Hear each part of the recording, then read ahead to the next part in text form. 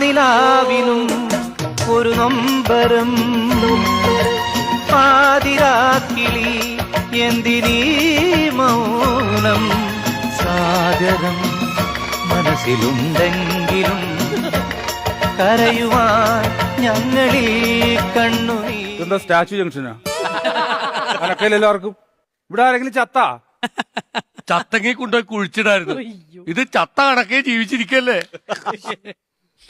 എന്നാലും നമ്മുടെ പാർട്ടി തോറ്റുപോയല്ലോ. ഞാനും അതാണ് ആലോചിക്കുന്നത്, ഇത് എങ്ങനെ തോറ്റെന്നുള്ളതാണ്. നമുക്ക് എല്ലാരും വോട്ട് ചെയ്യാൻ നമ്മുടെ മുഖത്ത് നോക്കി പറഞ്ഞാണ്. ആ പറച്ചില് മാത്രമേ ഉണ്ടായിരുന്നുള്ളൂ. വോട്ട് ചെയ്തതൊക്കെ അപ്പുറത്തേക്കാണ്. ഇതാരാണ് ഇതൊക്കെ? അണികളല്ലാണ്ടായിരുന്നു. നല്ല പണി തന്നെ വോട്ടും ചെയ്യാതെ പരിപ്പോടെ ചായ കുടിക്കാൻ വന്നിരിക്കണം. വന്നിരിക്കണത് മതി. ഇനി ആർക്കാണ് ഈ മുദ്രാവാക്യമൊക്കെ വിളിക്കണത്? മുദ്രാവാക്യം വിളിച്ചാൽ ഒരു ഈച്ചനെ ഓടിച്ചു.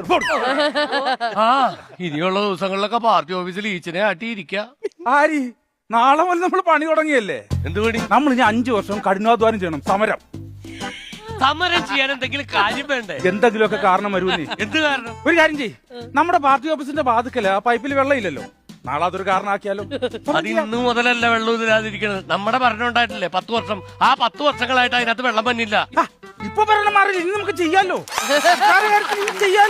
ഇതാണ് നമ്മുടെ പാർട്ടിയുടെ കുഴപ്പം. ഒരു കാര്യം ഞാൻ പറഞ്ഞേക്കാം, പാർട്ടിക്കകത്ത് നിന്നുകൊണ്ട് പാർട്ടിനെ കുത്തി പറയരുത് കേട്ടോ. പാർട്ടിക്കകത്ത് നിന്ന് ഒരു പാർട്ടിക്ക് വേണ്ടി കുത്താത്തത് കൊണ്ടാണ് നമ്മുടെ പാർട്ടി തോറ്റുപോയത്. അതാദ്യം മനസ്സിലാക്ക്.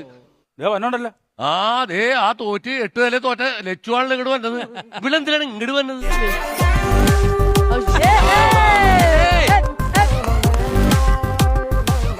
ഇവിടെ തോറ്റ് തലേ മുണ്ടിട്ട് പുറത്തിറക്കാൻ കഴിയാതെ നിൽക്കണ്. അതിന്റെ ഇടയ്ക്ക് നീ ടൂർ പോടാ. ടൂറ് പറയിപ്പിക്കരുത് കേട്ടോ.